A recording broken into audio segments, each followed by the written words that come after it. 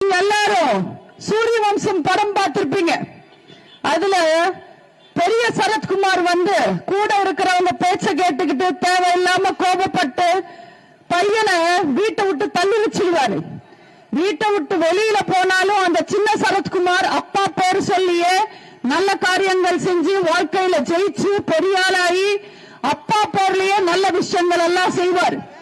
அது அப்பா தள்ளி நின்று கண்ணீர் விட்டு பார்ப்பார். இது சூரிய வம்சம் கதை மட்டும் கிடையாது, இது க்ஷத்ரிய வம்சம் கதை. நம்ம அண்ணன் அன்புமணி அவர்களோட கதை. நம்ம டாக்டர் அன்புமணி அவர்களை அவங்க குடும்பத்தில இருந்து பிரிச்சிருக்கலாம், ஆனா ஜெயிக்க முடியாது. ஏன்னா அவர் பக்கம் நியாயமான கொள்கை இருக்கு, நியாயமான கட்சிக்காரங்க இருக்காங்க, பாட்டாளி மக்கள் அவங்க கூட இருக்காங்க. அந்த அண்ணன் நம்ம கூட இருக்காரு. நம்ம கூட ரொம்ப நல்ல கூட்டணி இருக்கு. நம்ம நிச்சயமா ஜெயிப்போம்.